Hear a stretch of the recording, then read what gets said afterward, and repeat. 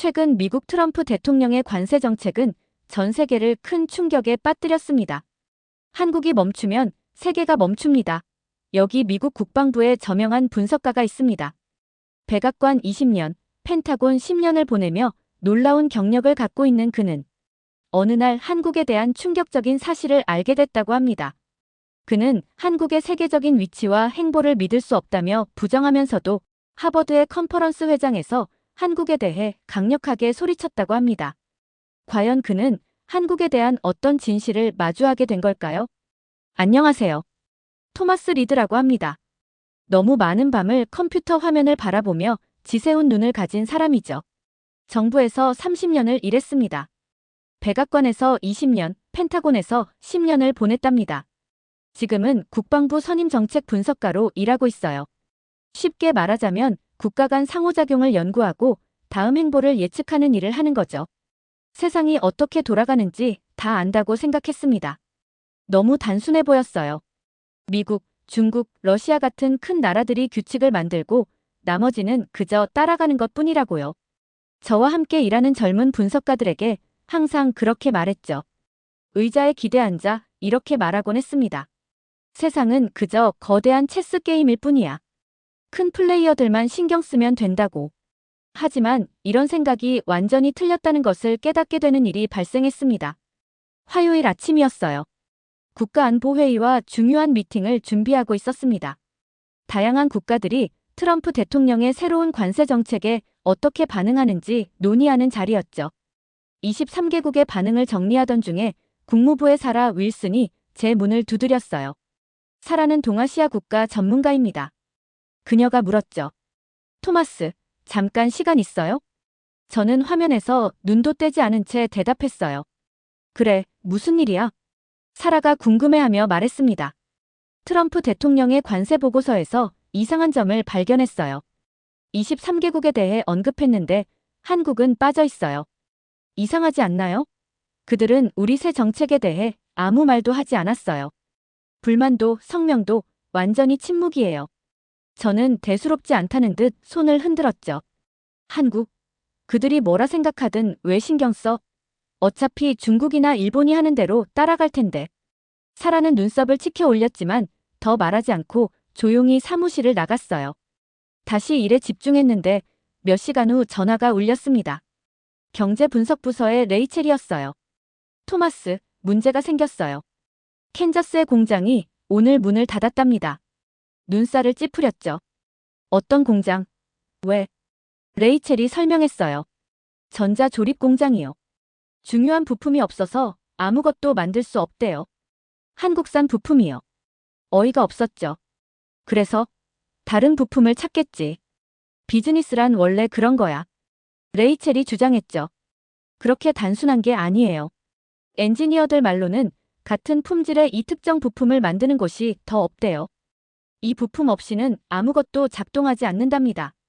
대답하기도 전에 또 다른 전화가 왔어요. 산업관계부의 산드라였습니다. 토마스, 디트로이트의 자동차 공장 2곳이 일시적으로 문을 닫는다고 발표했어. 공급망에 뭐가 빠졌는지 알겠어? 이상한 느낌이 제 등줄기를 타고 올라왔어요. 설마 한국산 부품? 정확해.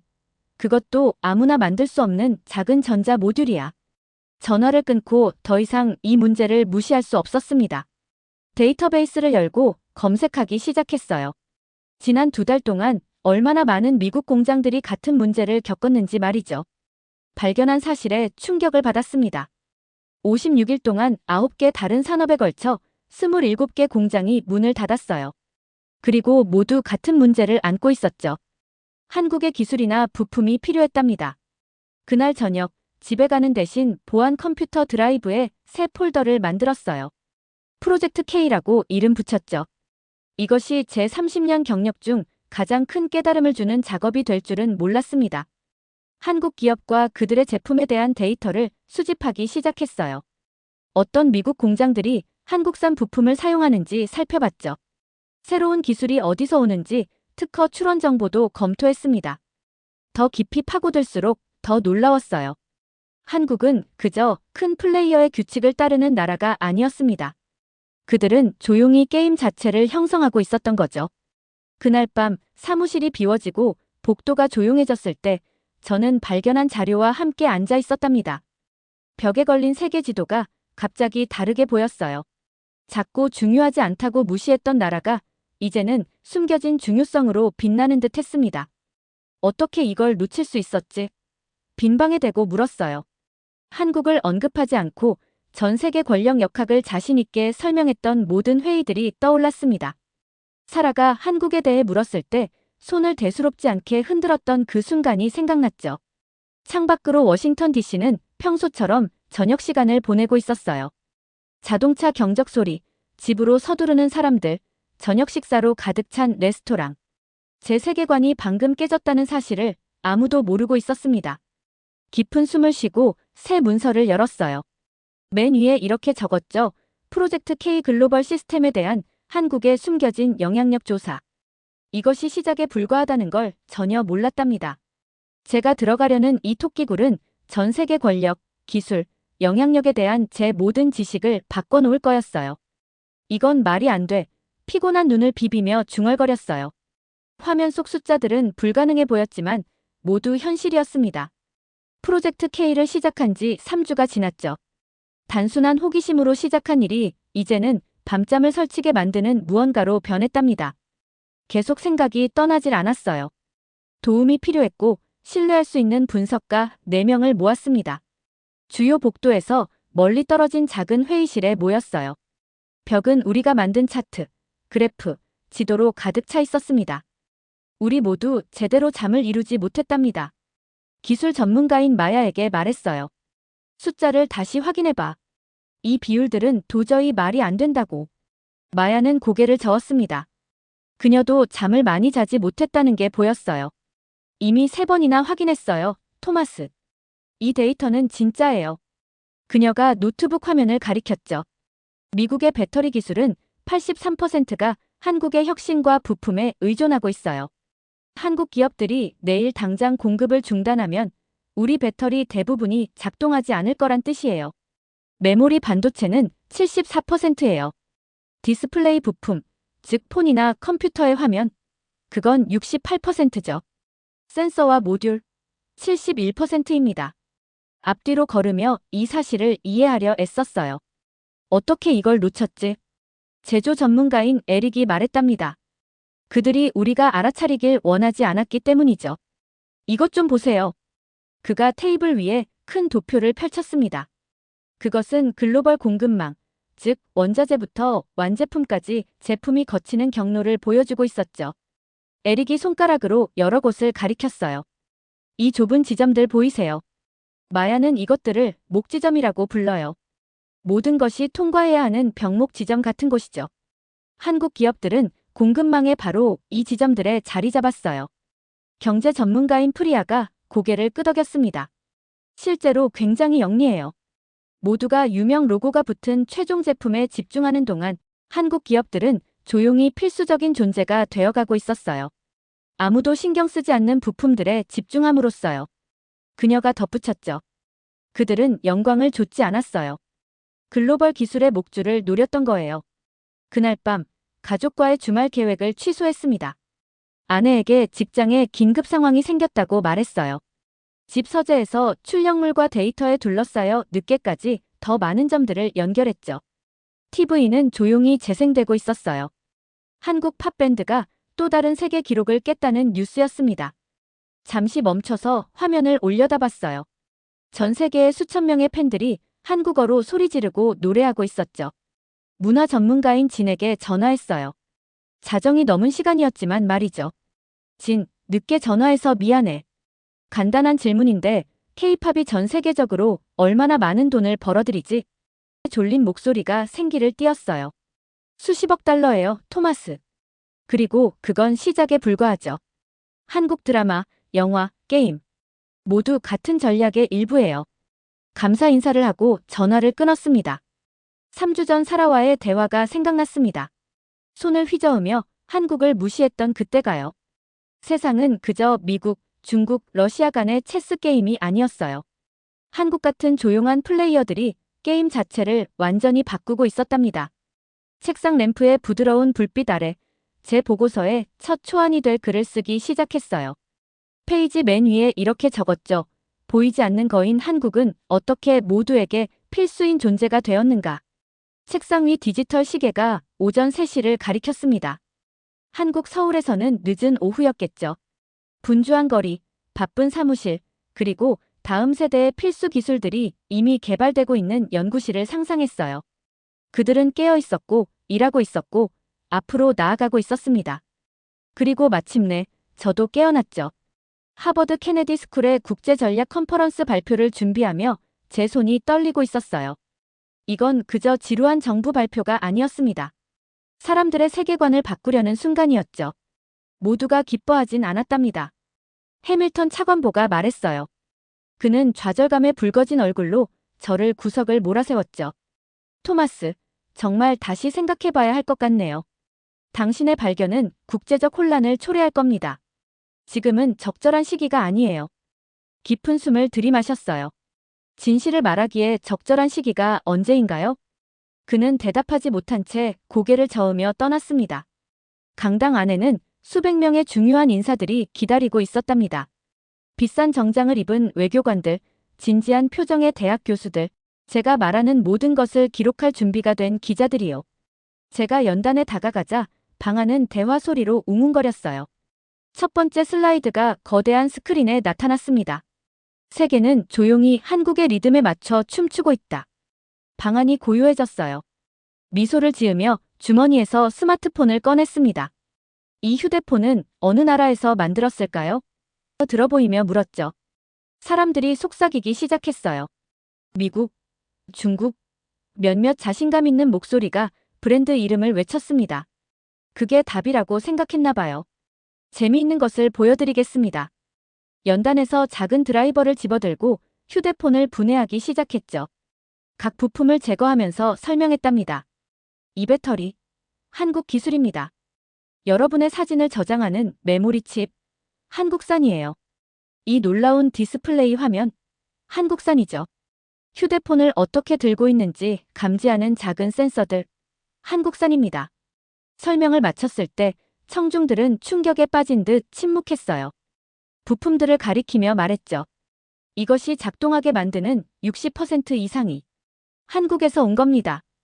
다음 슬라이드로 넘어갔어요. 하지만 이건 시작에 불과합니다. 연구 과정에서 한국 대사관의 김지수라는 문화 담당관을 만났어요. 그녀는 제가 풀고 있던 퍼즐을 완성하는 데이터를 주었답니다. 한국이 힘을 발휘한 건 기술뿐만이 아니었어요. 문화도 마찬가지였죠. 국가의 힘을 생각할 때 보통 군사력, 영토 크기, 경제력을 떠올립니다. 하지만 또 다른 종류의 힘이 똑같이 중요해요. 사람들이 어떻게 생각하고 느끼고 돈을 쓰는지에 영향을 미치는 힘이죠. 로스앤젤레스, 파리, 상파울루의 대규모 K-팝 콘서트 슬라이드를 보여줬습니다. 화면은 전 세계 청소년들이 한국 댄스 동작을 배우고 한국 음식을 요리하고 한국 미용 제품을 사용하는 이미지로 가득 찼어요. K-팝, 한국 드라마, 영화, 게임은 단순한 오락거리가 아닙니다. 이들은 전 세계 수백만 명의 사람들이 생각하고 물건을 구매하는 방식을 바꾸고 있어요. 놀라운 숫자를 보여주는 그래프로 넘어갔습니다. 누군가가 한국 음악이나 드라마의 팬이 되면 한국 제품을 구매할 가능성이 320% 증가해요. 한국에 대한 긍정적인 감정은 89% 상승하고요. 청중을 바라봤어요. 일부는 열심히 메모를 하고 있었고 다른 이들은 충격받은 표정이었습니다. 이건 단순한 우연이 아닙니다. 전 세계의 마음을 사로잡기 위한 전략적 접근법이에요. 한국은 군사 규모나 경제력에서 미국이나 중국과 경쟁할 수 없지만 많은 이들이 인식하지 못했던 전장에서 승리하고 있어요. 바로 문화와 감정의 전장이죠. 발표를 마치자 방 안은 소음으로 가득 찼답니다. 외교관들은 서로에게 돌아서서 이것이 무엇을 의미하는지 논쟁했어요. 교수들은 그 함의에 대해 토론했고 기자들은 이미 노트북에 헤드라인을 타이핑하고 있었습니다. 무대를 떠날 때 젊은 기자가 제게 달려왔어요. 리드 박사님, 한국이 의도적으로 그들의 영향력을 숨겨왔다고 말씀하시는 건가요? 조심스럽게 말을 골랐습니다. 그들이 우리가 깨닫지 못한 무언가를 이해했다고 말하는 겁니다. 진정한 힘은 항상 자신을 드러낼 필요가 없다는 것을요. 그날 저녁 호텔방 발코니에 홀로 서서 보스턴 위로 지는 석양을 바라봤어요. 불과 몇 개월 만에 제 세계관이 완전히 바뀐 것에 대해 생각했어요. 한국을 작은 플레이어로 무시하던 제가 이제는 그들을 세계 무대에서 아마도 가장 전략적으로 뛰어난 나라로 인식하게 되었죠. 전화가 울렸습니다. 관세에 대한 한국의 침묵에 대해 처음으로 의문을 제기했던 분석가 사라 윌슨이었어요. 제가 전화를 받자 그녀가 말했습니다. 토마스, 당신의 발표가 뉴스를 장악했어요. 물었죠. 좋은 소식이에요? 나쁜 소식이에요? 그녀가 대답했습니다. 둘 다예요. 하지만 중요한 건 당신이 진실을 말했다는 거예요. 그런데 전 세계 한국어 학습에 관한 흥미로운 것을 보고 있어요. 지난 5년간 그 숫자가 3배로 늘었대요. 데이터를 보내드릴까요? 미소 지었어요. 물론이죠. 프로젝트 K는 끝나지 않았습니다. 도시 위로 밤이 내려앉으며 돌이킬 수 없는 일을 했다는 것을 깨달았답니다. 사람들이 세상을 보는 방식을 바꿨고 저 자신도 바뀌었어요. 한국의 조용한 힘은 계속 우리 눈앞에 숨어 있었던 거였죠. 이제야 마침내 사람들이 그것을 보기 시작했습니다. 워싱턴으로 돌아오니 진실을 말하는 것이 항상 인기를 얻는 건 아니라는 걸 빠르게 깨달았어요. 제가 지나갈 때면 펜타곤의 복도는 갑자기 조용해졌죠. 휴게실에 들어서면 대화가 멈췄습니다. 당신의 보고서는 과장되고 선동적입니다. 주간 회의 도중 상사가 말했어요. 그는 제 눈을 마주치지 않았죠. 우리는 전통적인 위협에 집중해야 해요. 이게 뭐든 간에 말이죠. 공손하게 고개를 끄덕였지만 반박하지 않았어요. 제가 발견한 것이 진실이라는 걸 알고 있었으니까요. 사무실에서 프로젝트 K 폴더가 있는 컴퓨터 화면을 응시했습니다. 제 조사는 미국의 대부분의 권력자들이 듣고 싶어 하지 않는 무언가를 드러냈어요. 그들이 크게 무시했던 국가가 실제로는 현대 세계가 작동하는데 필수적이라는 사실이었죠. 제 발견이 묻히도록 놔둘 순 없었답니다. 매일 밤 늦게까지 남아 모든 연구를 신중하게 정리했어요. 5개월간의 데이터, 분석, 결론을 종합적인 파일로 모았습니다. 표지에 미래 참고용이라고 쓰고 책상 맨 아래 서랍에 넣어두었죠. 최종 결론은 이렇게 적었어요. 한국은 이제 조용히 글로벌 시스템을 조율합니다. 그들은 큰 소리로 말하지 않아요. 하지만 그들이 움직임을 멈추면 세계도 함께 멈춥니다. 다음에 일어난 일은 예상치 못했어요. 하버드 발표가 온라인에서 화제가 된 지 6개월 후 모든 것을 바꾸는 이메일을 받았답니다. 한국국제관계연구소에서 방문학자로 서울에서 1년을 보내달라고 초청했어요. 3주 후 인천국제공항에 도착했습니다. 공기는 상쾌했고 공항은 제가 본 것 중 가장 현대적이었어요. 리드 박사님, 한국에 오신 것을 환영합니다. 밝은 미소로 젊은 여성이 다가왔어요. 연구소의 박민지입니다. 초대를 수락해 주셔서 정말 기쁩니다. 공항에서 서울로 운전하는 동안 어린아이처럼 차창에 얼굴을 바짝 붙였죠. 도시는 빛나는 고층 건물과 고대 궁전이 조화롭게 존재하는 바다 같았어요. 디지털 화면이 건물을 덮고 있었고 거리는 에너지로 넘쳐났습니다. 제가 상상했던 것과 너무 다르네요. 민지에게 고백했어요. 그녀가 웃었습니다. 많은 미국인들은 여전히 한국을 수십 년 전 모습으로 생각하죠. 그 이후로 우리는 조금 변했어요. 그건 세기의 절제된 표현이었답니다. 다음 몇 주 동안 제 눈은 더욱 넓어졌어요. 삼성의 혁신 캠퍼스를 방문했는데 엔지니어들이 다른 나라들은 몇 년 후에나 도달할 기술을 보여주었습니다. 현대의 자동화 공장을 둘러보았고 로봇들이 제가 전에 본 적 없는 정밀도로 자동차를 만드는 모습이 인상적이었죠. 전 세계 수백만 아이들의 상상력을 사로잡을 경험을 만들어내는 게임 회사의 전략회의에 참석하기도 했어요. 어느 날 박 박사가 혁명적인 배터리 기술을 개발하는 연구실을 안내하는 동안 물었어요. 왜 이 모든 것을 저에게 보여주시는 거죠? 이건 분명히 당신들의 비밀스러운 것들이잖아요. 박 박사가 미소 지었습니다. 당신이 다른 사람들이 이해하지 못하는 것을 이해하기 때문이에요. 힘은 단지 크기나 강함에 관한 것이 아닙니다. 필수적이 되는 것에 관한 거죠. 그날 밤 늦게 서울타워 전망대에 서서 눈에 보이는 멀리 뻗은 도시의 불빛을 바라봤어요.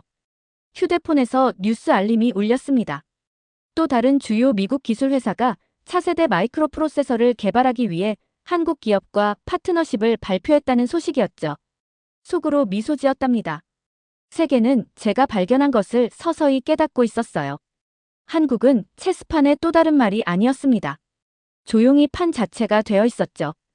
호텔방으로 돌아와 일기장을 열고 적었어요. 놀라운 영향력을 얻은 작은 나라를 연구하러 한국에 왔습니다.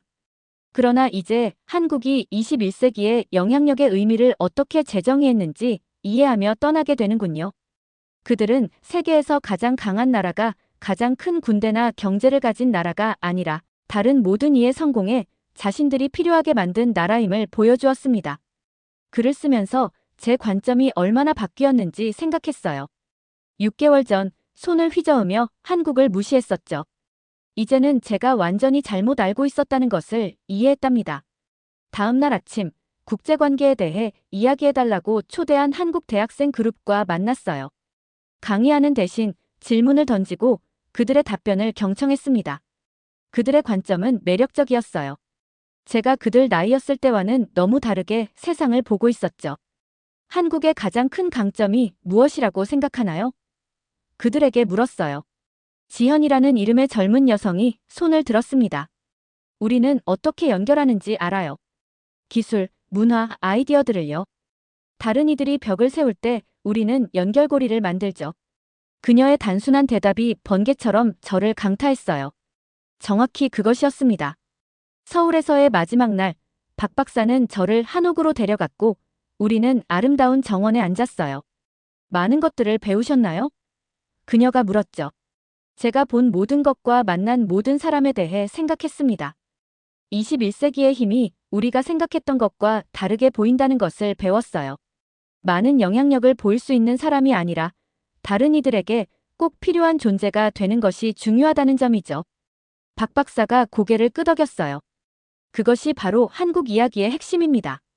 다음 날 비행기가 이륙하면서 아래에서 작아지는 서울을 내려다봤습니다. 한때 작은 플레이어로 무시했던 나라가 제 인생의 가장 중요한 교훈을 가르쳐 주었어요라가 제 경력에서 가장 중요한 교훈을 가르쳐 주었어요. 현대 세계에서 힘의 진정한 척도는 얼마나 많은 소음을 내는가가 아니라 글로벌 시스템의 심장박동에 얼마나 필수적이 되는가에 있다는 것을요. 그리고 한국은 정확히 그 위치에 있었답니다. 세계를 움직이는 조용한 심장이요. 이상으로 오늘의 사연 마치겠습니다. 구독과 좋아요 꾹 눌러주시고 사연에 대한 댓글 남겨주시면 영상 제작에 큰 힘이 됩니다.